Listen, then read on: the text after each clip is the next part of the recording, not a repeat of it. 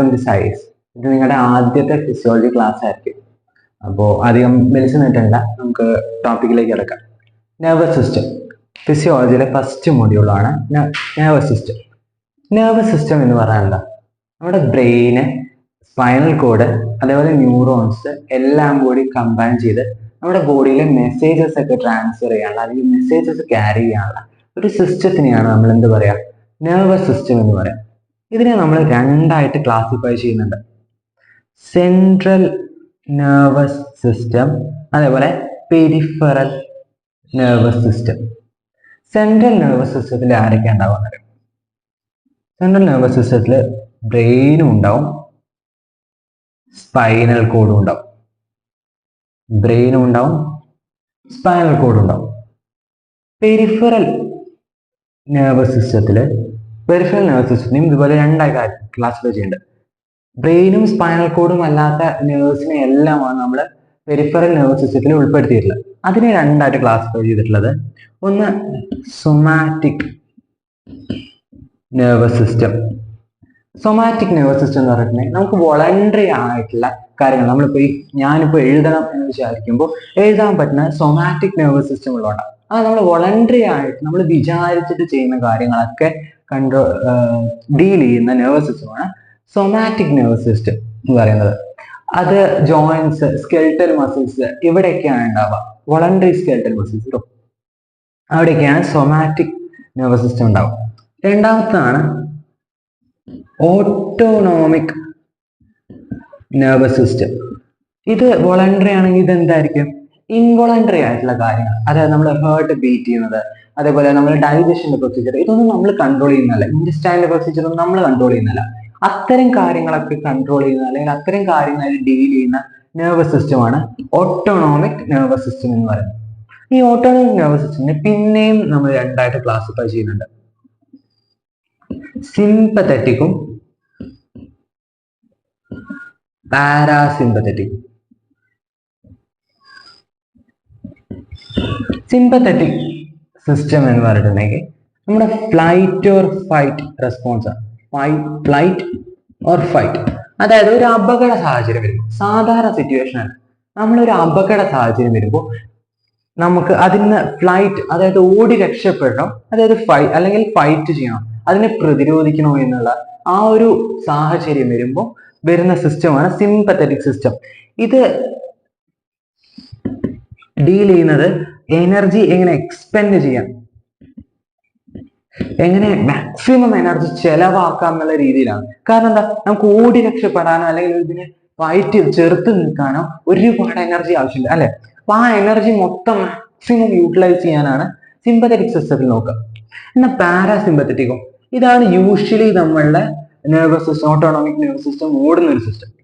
അത് rest and digest ആണ്. Rest and digest system എന്ന് വെച്ചാൽ നമുക്ക് ഈ എനർജി ഒക്കെ, ഇത്രയും എനർജി എക്സ്പെൻഡ് ചെയ്യാൻ നമ്മൾ സാധാരണ ഒരു ഫ്ലൈറ്റോ ഫൈറ്റോ ഒന്നിന്റെ ആവശ്യമില്ലാതെ, ഡേഞ്ചറസ് അല്ലാത്ത സാധാരണ സമാധാനമുള്ള സിറ്റുവേഷനിൽ നമുക്ക് ഉണ്ടാവുന്നതാണ് റെസ്റ്റ് എടുക്കുക, എന്നിട്ട് നമ്മൾ കഴിച്ച ഭക്ഷണം ഡൈജസ്റ്റ് ചെയ്യുക, അങ്ങനെ ആ ഒരു സമാധാനപരമായിട്ടുള്ള ബോഡിയുടെ പ്രൊസീജിയേഴ്സ് ഒക്കെ നോക്കുമ്പോഴാണ് പാരാസിമ്പത്തറ്റിക്. ഇതിലെന്താ?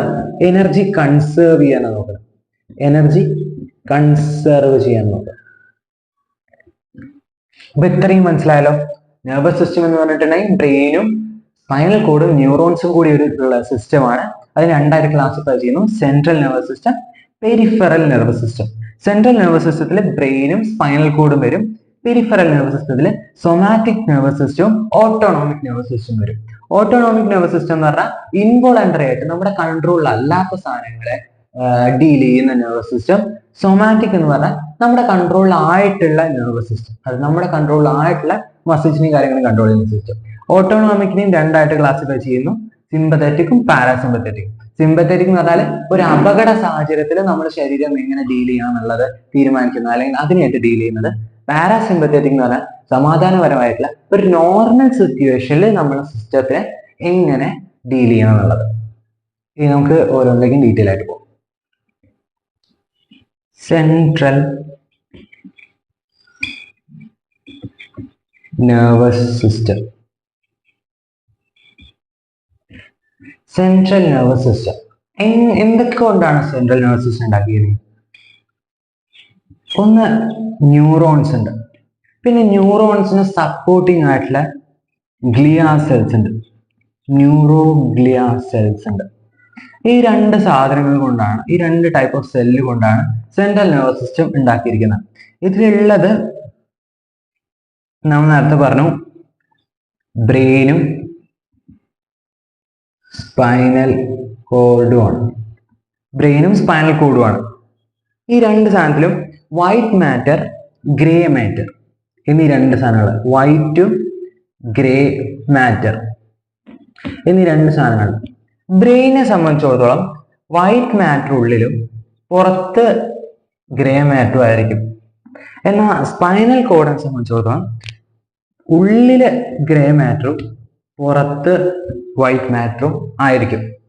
ഇനി നമുക്ക് സെൻട്രൽ നെർവസ് സിസ്റ്റത്തിലെ വളരെ ഇമ്പോർട്ടൻ്റ് ആയിട്ടുള്ള രണ്ട് പാർട്ടാണ് ബ്രെയിനും സ്പൈനൽ കോഡും. അല്ലെങ്കിൽ നമ്മുടെ നെർവസ് സിസ്റ്റത്തിൽ തന്നെ വളരെ ഇമ്പോർട്ടൻ്റ് ആയിട്ടുള്ള പാർട്ടാണ് ബ്രെയിൻ സ്പൈനൽ കോഡ്. ഇതിനെ പ്രൊട്ടക്ട് ചെയ്യണം. എങ്ങനെയൊക്കെയാണ് നമ്മുടെ ശരീരം ബ്രെയിനെയും സ്പൈനൽ കോഡിനെയും പ്രൊട്ടക്ട് ചെയ്യുന്നത്? ബ്രെയിനിന് നമുക്കറിയാം, നമുക്ക് നല്ലൊരു തലയോട്ടി ഉണ്ട് അല്ലെ, സ്കള്ളുണ്ട്. പിന്നെ സ്കള്ളിന്റെ ഉള്ളിൽ എന്താ ഉള്ളത്? ഒരു 3 ലെയർ ആയിട്ടുള്ള മെനിഞ്ചസ് ഉണ്ട്. Dura mater, arachnoid mater, pia mater എന്ന് പറയും. ആ 3 ലെയർ മെനിഞ്ചസ് ഉണ്ട്. പിന്നെയോ സെറിബ്രോ സ്പൈനൽ ഫ്ലൂയിഡ് ഉണ്ട്. സ്പൈനൽ കോഡ് അതേപോലെ വെർട്ടിബ്രയിലെ ഉള്ളില് പ്രൊട്ടക്റ്റഡ് ആണ്, വെർട്ടിബ്ര നട്ടല്. അപ്പോ ഈ രണ്ടും നമ്മുടെ ശരീരം അത്രയും പ്രൊട്ടക്ട് ചെയ്ത് കൊണ്ടുപോകുന്ന രണ്ട് സാധനങ്ങളാണ്. ഇങ്ങനെയൊക്കെയാണ് ഇത് പ്രൊട്ടക്ട് ചെയ്യുന്നത്. ന്യൂറോണും ന്യൂറോഗ്ലിയ സെൽസും കൂടിയിട്ടാണ് ഇത് ഉണ്ടാവുന്നത്.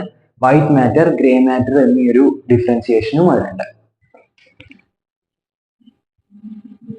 പെരിഫറൽ നെർവസ് സിസ്റ്റം നമ്മുടെ ബ്രെയിനും സ്പൈനൽ കോഡിലും അല്ലാതെ ശരീരത്തിലുള്ള എല്ലാ നെർവ്സിനെയും എല്ലാ നെർവ് സെല്ലിനെയും ന്യൂറോൺസിനെയും നമ്മൾ കൂട്ടുന്നത് പെരിഫറൽ നെർവസ് സിസ്റ്റത്തിന്റെ ഭാഗമായിട്ടാണ്.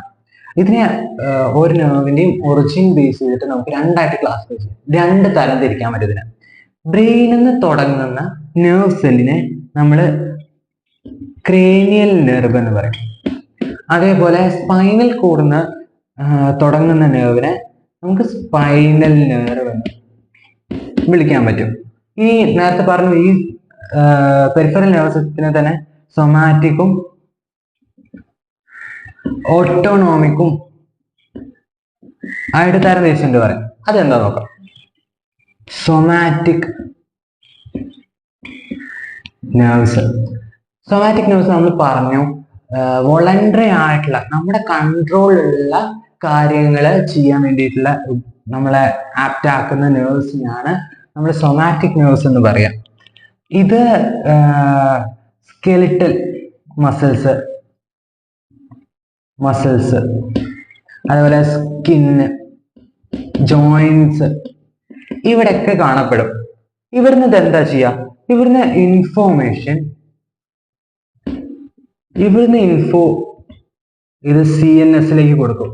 പെരിഫറൽ നെർവസ് സിസ്റ്റത്തിലെ സൊമാറ്റിക് നെർവ്സ് സ്കെലിറ്റൽ മസിൽസും സ്കിന്നും ജോയിന്റ്സിലൊക്കെ ഉള്ള ഇൻഫോർമേഷൻ CNS കൊടുക്കും, ട്രാൻസ്ഫർ ചെയ്യും. എന്നിട്ട് അവിടുന്ന് CNS പറയും, CNS ഒരു കമാൻഡ് കൊടുക്കും. ഈ സ്കെലിറ്റൽ മസിൽ, സ്കിന്ന്, ജോയിന്റ്സിലേക്കൊക്കെ അതേപോലെ നമ്മൾ തൊട്ടു, എവിടെയെങ്കിലും തൊട്ടു, ചൂടുള്ള ഭാഗത്ത് തൊട്ടു, അപ്പോൾ അത് ചൂടാണെന്നുള്ള ഇൻഫർമേഷൻ CNS കൊടുക്കും. എന്നിട്ട് CNS ഒരു കമാൻഡ് കൊടുക്കും, അത് കൈ വലിക്കണം എന്നുള്ളത്. അപ്പൊ സ്കെലിറ്റൽ മസിൽസ് എന്ത് ചെയ്യും? ആ കൈ വലിക്കാനുള്ള മസിൽസിനെ ആക്ടിവേറ്റ് ചെയ്യും. ഇങ്ങനെ ഒരു സർക്കിളിലാണ് ഇതിന് പോണത്. ഈ ഇൻഫോർമേഷൻ CNS എത്തിക്കുന്ന നെർവ്സിനെയാണ് നമ്മൾ അഫറന്റ് ന്യൂറോൺസ് എന്ന് പറയാം. Afferent neurons. ഇവിടുന്ന് കമാൻഡ് അങ്ങോട്ട് കൊടുക്കുന്ന ന്യൂറോൺസിനെയാണ് നമ്മൾ എഫറന്റ് ന്യൂറോൺസ് എന്ന് വിളിക്കുക. Efferent neurons. ഈ എഫറന്റും ഇടയ്ക്കിടയ്ക്ക് മാറാറുണ്ട്, പല കുട്ടികൾക്ക് മാറാറുണ്ട്. അപ്പോൾ നിങ്ങൾക്ക് വേണമെങ്കിൽ ഒരു ഷോർട്ട് പഠിച്ചു വെക്കാം. എഫറന്റ് എന്നുള്ളതിന് അറൈവ് എന്ന്, ഇതിലെ എ അറൈവിനും ഇതിലെ ഇ എക്സിറ്റ് എന്നുള്ള രീതിയിലും വേണമെങ്കിൽ ആലോചിച്ച് വെക്കാം. അപ്പോൾ ഇൻഫോർമേഷൻ അല്ലെങ്കിൽ ഇതിനുള്ള ശരീരത്തിന്റെ ബാക്കി ഭാഗത്തു നിന്നുള്ള ഡാറ്റ അറൈവ് ചെയ്യുന്നു, CNS അറൈവ് ചെയ്യുന്നത് അഫറന്റ്, CNS അറൈവ് ചെയ്യുന്നത് അഫറന്റ്, CNS എക്സിറ്റ് ചെയ്യുന്നത് എഫറന്റ്, അടുത്തതാണ് autonomic nervous system. Autonomic nervous system നമ്മൾ പറഞ്ഞു ഇൻവോളണ്ടറി ആണ്. ഇൻവോളണ്ടറി അല്ലെങ്കിൽ വെജിറ്റേറ്റീവ് എന്നൊക്കെ പറയാറുണ്ട്. ഇൻവോളണ്ടറി എന്ന് വെച്ചിട്ടുണ്ടെങ്കിൽ നമ്മുടെ കൺട്രോളിലല്ലാത്ത, നമുക്ക് കൺട്രോൾ ചെയ്യാൻ പറ്റാത്ത കാര്യങ്ങളാണ് ഓട്ടോണോമിക് നെർവസ് സിസ്റ്റം കൺട്രോൾ ചെയ്യുന്നത്. അതായത് ഡൈജഷൻ, ഹാർട്ട് ബീറ്റ്, ഇത്തരം കാര്യങ്ങൾ. ഇതിന് രണ്ട് ക്ലാസിഫിക്കേഷൻ ഉണ്ടെന്നും പറഞ്ഞു, സിമ്പത്തറ്റിക്കും പാരാസിമ്പത്തറ്റിക്. അപ്പോൾ അതെന്താന്ന് നോക്കാം.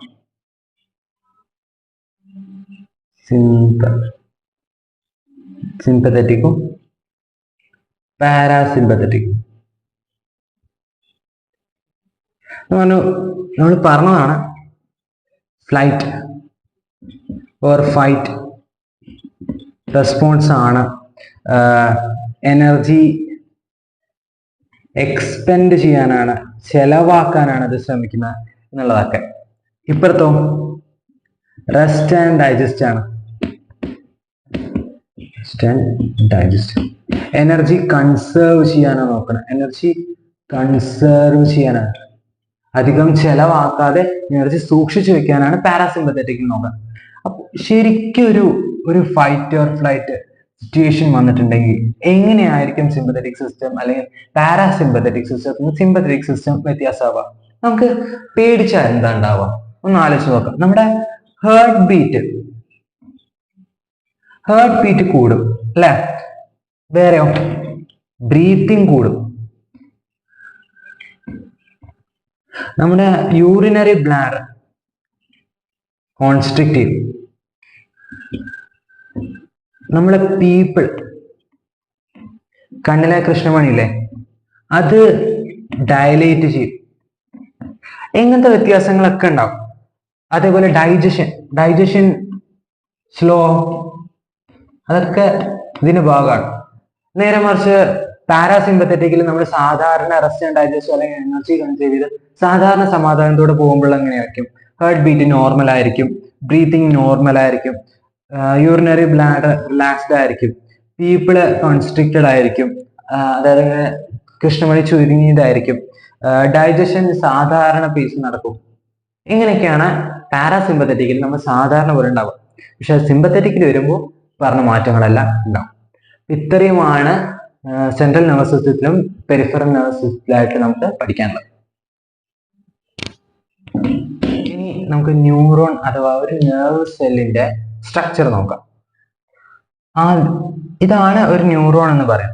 ഇതില് നമ്മുടെ മെസ്സേജസ്, നമ്മുടെ ഇൻഫോർമേഷൻ, ഇമ്പൾസ് എല്ലാം വരുന്നത് ഡെൻഡ്രൈറ്റിലൂടെയാണ്. ഡെൻഡ്രൈറ്റിലൂടെ കടന്നത് സെൽ ബോഡി അഥവാ സോമ, സൈറ്റോൺ എന്നീ പല പേരിലും സെൽ ബോഡിനെ പറയാറുണ്ട്.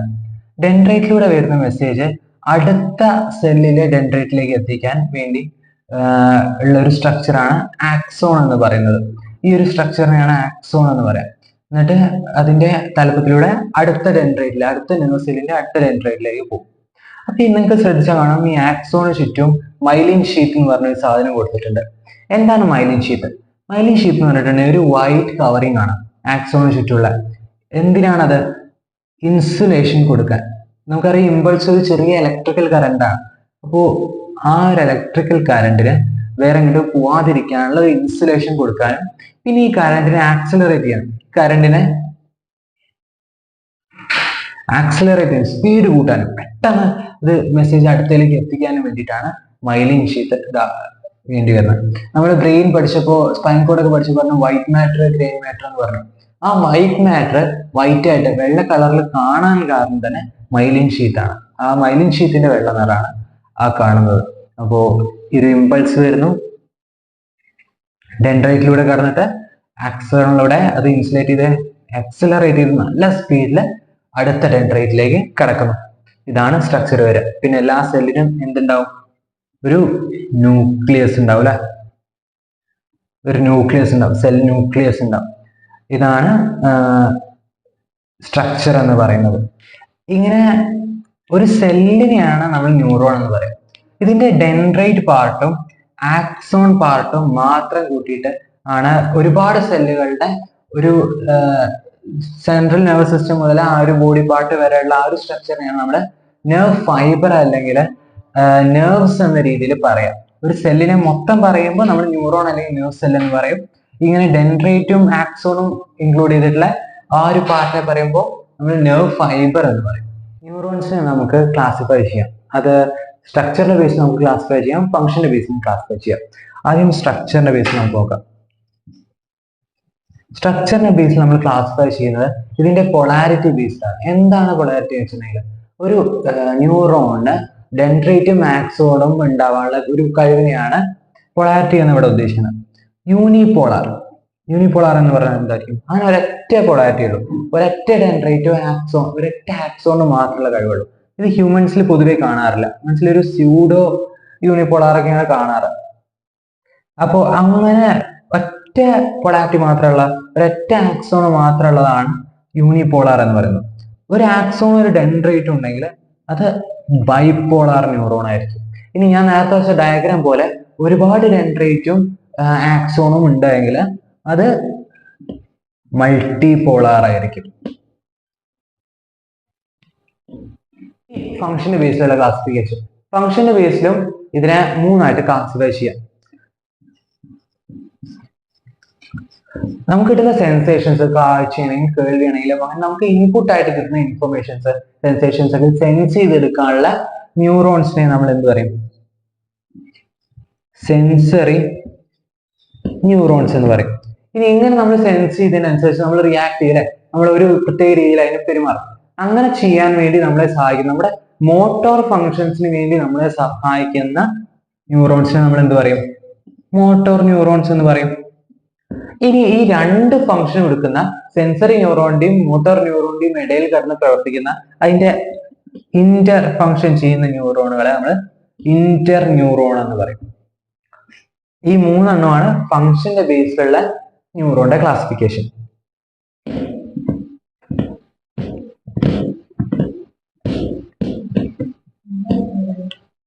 നെർവ്സിനെയും നമുക്ക് ഇതേപോലെ മൂന്ന് തരത്തിൽ ക്ലാസിഫൈ ചെയ്യാം. മൂന്ന് ക്ലാസിഫിക്കേഷൻ അല്ല, മൂന്ന് ക്രൈറ്റീരിയയുടെ ബേസിൽ ക്ലാസിഫൈ ചെയ്യാം.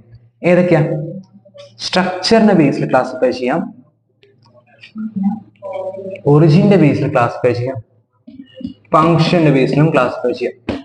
സ്ട്രക്ചറിന്റെ ബേസിൽ വരുന്ന ക്ലാസിഫിക്കേഷൻ, നമ്മൾ നെർവ്സിന് ആക്സോണിന്റെ മുകളിൽ മൈലിൻ ഷീറ്റ് ഉള്ള കാര്യം പറഞ്ഞിരുന്നു അല്ലെ. ആ മൈലിൻ ഷീറ്റിന്റെ ബേസിൽ സ്ട്രക്ചറിൽ നമുക്ക് ക്ലാസിഫൈ ചെയ്യാം. മൈലിനേറ്റഡും നോൺ മൈലിനേറ്റഡും. ഇതാണ് സ്ട്രക്ചറിന്റെ ബേസിലുള്ള ക്ലാസിഫിക്കേഷൻ. മൈലിനേറ്റഡ് ആയിട്ടുള്ള നെർവ് ഫൈബേഴ്സ് ഉണ്ടാവും, നോൺ മൈലിനേറ്റഡ് ആയിട്ടുള്ള നെർവ് ഫൈബേഴ്സ് ഉണ്ടാവും. ഇനി ഒറിജിന്റെ കാര്യം നമ്മൾ പറഞ്ഞതാണ്. എന്ന് പറഞ്ഞാൽ ബ്രെയിനിൽ നിന്ന് സ്റ്റാർട്ട് ചെയ്യുന്ന നെർവ് ഫൈബേഴ്സ് നമ്മൾ എന്താ പറയും? ക്രേനിയൽ നെർവ്സ് എന്ന് പറയും. സ്പൈനൽ കോഡിന് സ്റ്റാർട്ട് ചെയ്യുന്നതിന് നമ്മൾ എന്ത് പറയും? സ്പൈനൽ നെർവ്സ് എന്ന് പറയും. ഇനി ഫംഗ്ഷന്റെ ബേസിലുള്ള ക്ലാസിഫിക്കേഷനും ഇത് നമ്മൾ പറഞ്ഞതാണ്. എഫറന്റ് നെർവ് ഫൈബേഴ്സും എഫറന്റ് നെർവ് ഫൈബേഴ്സും. എഫറന്റ് എന്തായിരുന്നു? അറൈവ് ചെയ്യുന്ന, CNS അറൈവ് ചെയ്യുന്ന, അവിടേക്ക് ഇൻഫർമേഷൻസ് കൊണ്ടേ കൊടുക്കുന്ന നെർവ് ഫൈബേഴ്സിനെയാണ് എഫറന്റ് നെർവ് ഫൈബേഴ്സ് എന്ന് പറയാം. എഫറന്റ് എന്ന് പറഞ്ഞിട്ടുണ്ടെങ്കിൽ എന്താ?